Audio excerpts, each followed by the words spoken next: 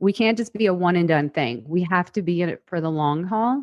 We can't operate alone. We are here to solve for people, to serve them, and building a community around your brand. So whatever is best for you and for them, the content will be your fuel for your brand and your business. So welcome to this episode of The Unnoticed. I'm delighted to have Michelle Griffin joining us all the way from Pensacola, Florida. Michelle, welcome.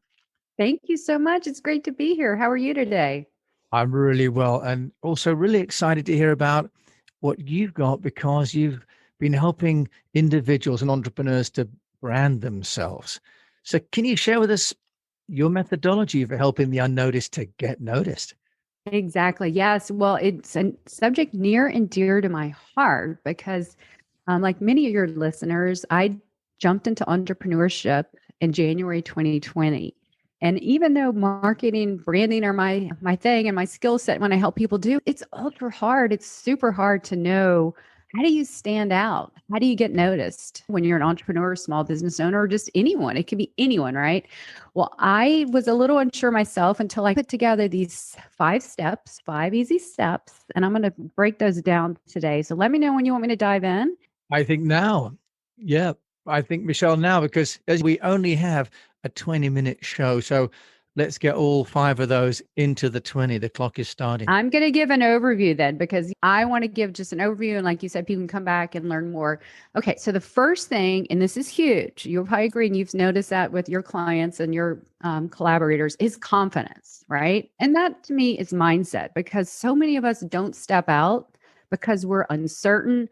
We're unsure. We think, what experience do I have? Who will listen to me? What am I going to say? There's so many things. And the minute you realize, if I don't step out to help others, no one will ever know me. So you can't help people unless they know you. So you got to rep that mindset. And that's what stalls so many people. I call it, and these are all 5, start with letter C. So they're 5C's. So number 1 is confidence. And that's almost a daily battle. But when you really dive deep, and that's what I help my clients, we devote a whole section on confidence and why this is so important. So number Right. 2 is clarity, right? Okay, that's the name of the game. This may be the most important.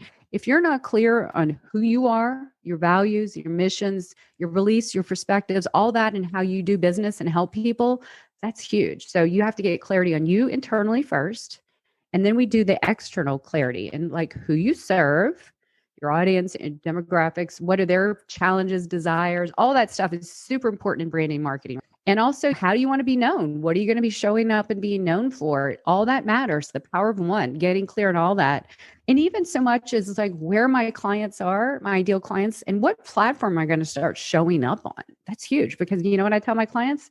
You don't need to do all the things and all the places to start getting traction. I'd rather them start small and very focused and then build out from there. So we have to get really clear on all the things.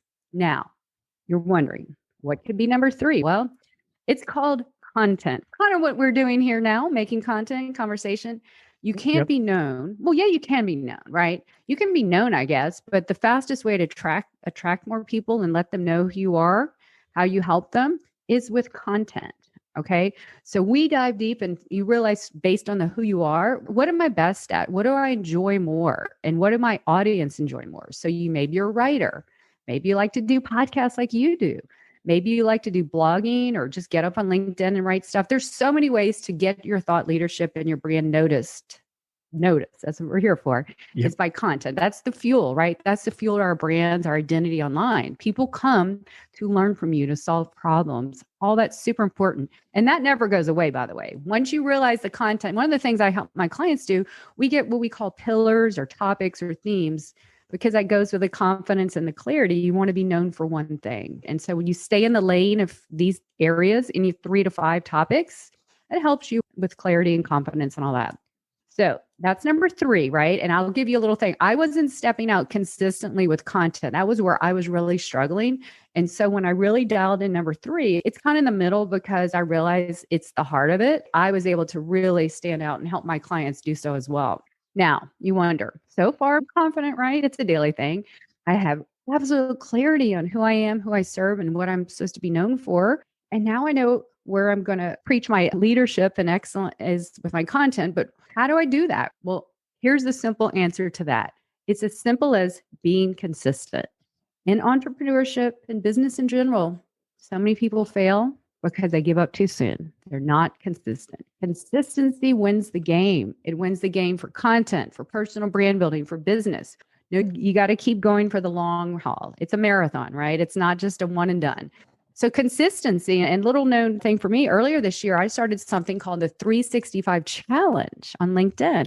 And there's probably like several hundred of us now that we're posting daily because consistency wins the game, consistently taking action. So that's one of the things that really propels people is when they start showing up that way. And then number 5 is the most important thing to me because it's all about people. It's community. All right.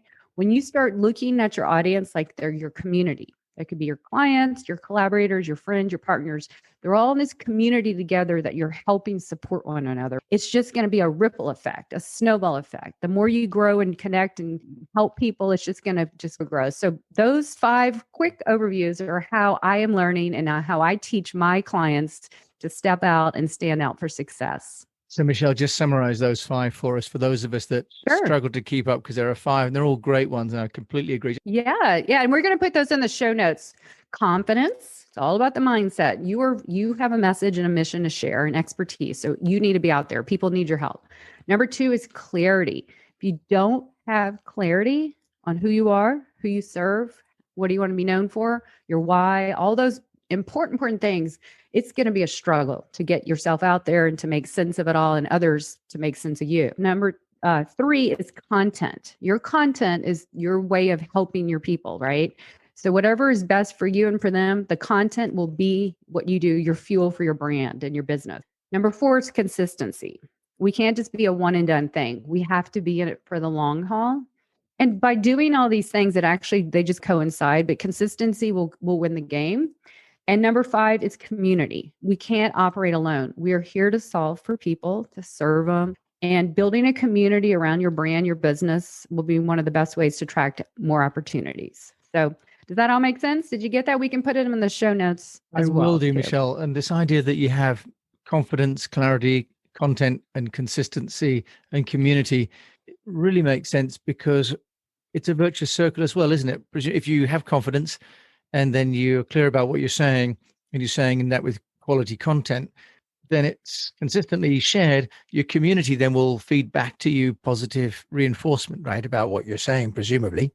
Exactly. I guess you could call the 5C's circle. It's a big circle. It all works around. It never ends. And that's how I view helping your customers is it's not a one and done. It should be an endless thing of just constantly evolving and, growing a bigger circle is really what you want to do. But that's what it is, keeping them with you. Michelle, that's wonderful. Now, from an obstacles point of view, of those 5 that you got there, let's just go through and one at a time. Just pick one obstacle for each of those and how you help people to overcome those. So with confidence, what would be the number one problem that people have with confidence and how do you help them get past that? Yeah. Okay. So there are a couple of ways. They think their work speaks for themselves. People just find them. So they're like, I don't need to get out there, or who am I to put myself out there? Why would people listen to me? What do I have to say? I help them. I have these questions and we just give a real just importance when I spin things around about, it's not about you. None of this brand building is about you. Yes, it's of you, but it's putting you as the product in service to others, authentically you to help others. So when you flip it around, you're going to step out, but no one's going to care about you. Honestly, it's about them. And when you come with the mindset of I'm here to help others, then it takes that burden off and you realize I can do this. I'm here to help others. So that's how I flip it with my clients. And that seems to be the magic way when it's about others, because I seem to attract these type of clients anyway. They're in it to help others and make a profit too, but that's what they lead with. Okay, that's wonderful. So confidence, let's see that we're helping others, and then it's not about us, it's about them. And what about clarity? Because for many people, deciding what to deliver or what will be of value to others is sometimes an issue. How do you solve that problem?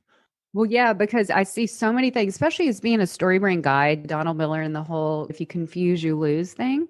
It's huge, right? Not just for personal brands, for everyone, for businesses, for entrepreneurs, small business owners. So many people just jump into social media, jump into writing their website and all the things, and not really taking the important deep dive work into the clarity of this is in the context of personal brands. Who am I? What am I best at? What do I want to do? Because some people just jump in things and realize that is not aligned with who I am. And people can sense that. So a huge part of my framework is diving deep into the internal stuff and then the external. So you're completely confident of how you want to show up. And then we're completely deep dived into your person you help. It sounds like I actually think it's the best part. And I see the most transformation with my clients when they finally say, oh my goodness, I've been doing this all wrong or thinking about it the wrong way. I now can understand. It gives them that confidence too, really. Clarity gives you confidence. And then we go from there because when you jump ahead and don't realize that, it stalls the whole process. So clarity in so many things, and even the social media. How many of us just show up on all the platforms because people say we should, right? So we get clarity and, hey, is this even make sense for you? Is your audience even there?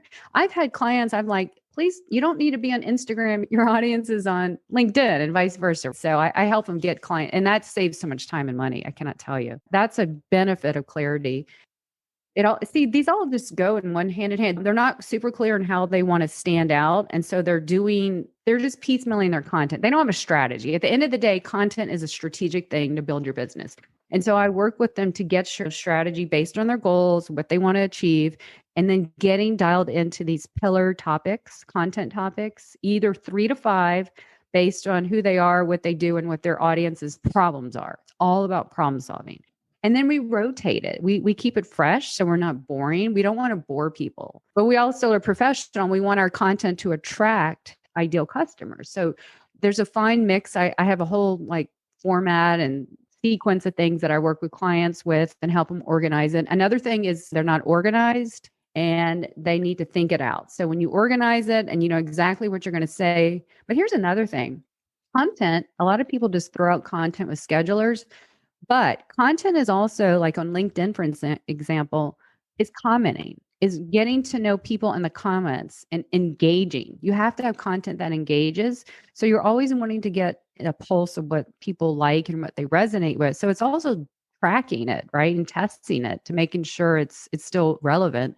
And so there's a lot to break down in content. And it's like the engine, I said the fuel, but those are some overviews of where I see content succeeding or not.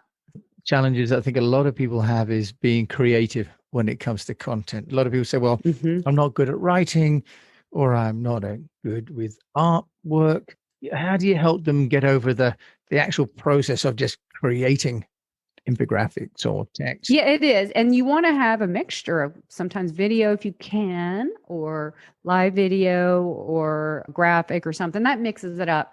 I say just head to canva.com. It's the best thing ever to give you some advice. If they're solopreneurs, if they have a team, even their team, there's so many people use Canva, but you want to see what's relevant for your industry, for you.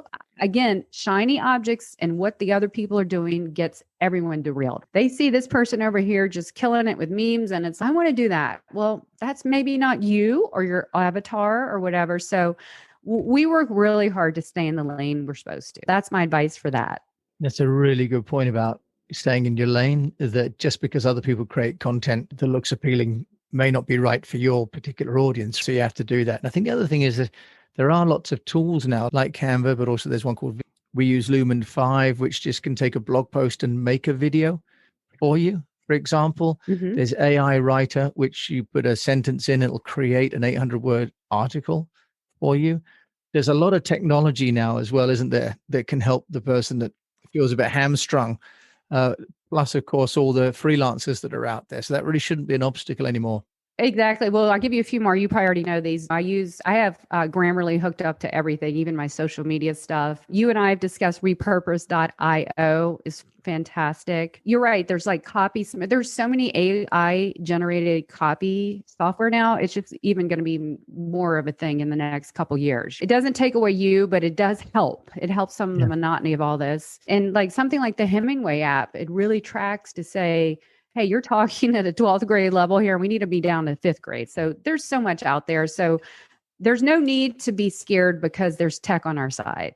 I think that's a really great point, Michelle, that tech really enables the solopreneur, entrepreneur to create content that's really compelling and consistent over time. So let's just look at that issue, consistency. What would you say is the number one problem that entrepreneurs face when it comes to creating content consistently?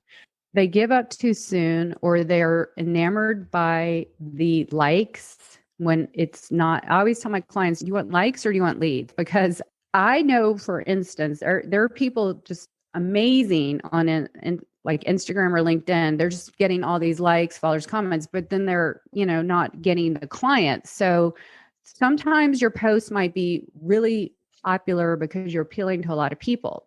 But then you want your content to appeal to your target audience and they see how you can solve their problem. I also know people who don't have a lot of followers, but they're killing it in revenue and clients coming to them inbound. So that's important. Don't give up and don't be enamored by likes, because if you're talking to your audience, they're going to see you're the problem solver. And then don't give up, because sometimes this is a long game. Content usually doesn't happen overnight. The strategy around it, the output by it, you got to keep giving it. Some days you're not going to hit it big and some days you are. But here's the thing. And also, you think no one's seeing you. LinkedIn, they say anywhere now between 1% to 3% of the people actually post comment. So that's 97 to 99% of the people there lurk. So don't give up. They're seeing you. I've talked to a lot of clients and they're like, oh, got in touch with me. And they said they've been following my content for weeks and months. I never knew. That's happened to me too. So don't give up. People are seeing you and you're making a difference for sure. Yeah, that's wonderful encouragement as well, Michelle. Now, what about community? What's the number one issue that you find your clients face when building or participating in a community? Because they don't have to build their own, right? They could participate in existing communities. Yeah, that's a perfect way to put it. That's a twofold way. Start small. It's basically showing up and show people you care. One of the best ways to do LinkedIn is you give what you get. So go and just start commenting other people's stuff, being a helpful person. They're going to start recognizing you very fast. So it's a give. When you start showing up to serve and help others, you're going to expedite your community. People are going to know you, and then consistently do that. So you're building your community, but also start collaborating, connecting and collaborating with others, and do some work together, whatever. That's going to be the ripple effect I was talking about. And that's happened to me when I got consistent on LinkedIn. I started getting connected with people and we collaborate here and there in clubhouses and Zoom and live events and whatever. But it's just when you start putting yourself out, that's the magic word, just putting yourself out there and staying out there. And it just happens consistently. So I guess a bit like if you were actually working in a company, you would need to keep showing up every day and you'd need to continue to contribute to your team or contribute to the company in some way proactively. Just now we have to show that in a more public way than we might have been seen to be doing it inside of a traditional workplace. Exactly. And for instance, on LinkedIn, you can do it by commenting, reaching out, connecting people. But you can always reach out to people like when you connect with them or just following up and just say, hey, I just want to say you're doing a great job in your content. Or if you ever need my help, obviously we're not going to be hammers or salesy, but just a genuine reach out and just say, I like your stuff. If you ever want to, I'm not a fan of the, hey, let's connect and jump on a Zoom call. I don't like that because to me, that feels like you're selling. And I know some people do that genuinely, but if you just kind of give people a little pat in the back, either externally, internally, and just build that relationship. It's all about networking and building relationships because we're all people here and we want to know and like the like-minded people. And I'm a people person, so community is huge to me. I call my clients and all my people community, not an audience or a list. So when you treat it that way, I think it makes a huge difference. Michelle, you've made a huge difference with your 5C's today. If people want to reach out to you and join your community, how can they get hold of you? Wonderful. Yes, two ways. Well, every single day I'm putting daily content on LinkedIn. So I'd love for you to have your listeners. I'm very open, approachable on LinkedIn. I'm Michelle Griffin. You'll see my branding's yellow and everything. So Michelle Griffin. Also be launching my podcast at the end of the month called Business of You Podcast and LinkedIn Live Show. And my website is michellegriffinmedia.com. Michelle Griffin, thank you so much for sharing with us today, all the way from sunny Pensacola, all about personal branding. I appreciate it.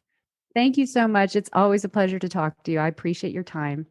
Thank you for listening to this episode of The Unnoticed Show. We've had Michelle Griffin joining us to talk about personal branding and the 5C's: confidence, clarity, content, consistency, and building a community.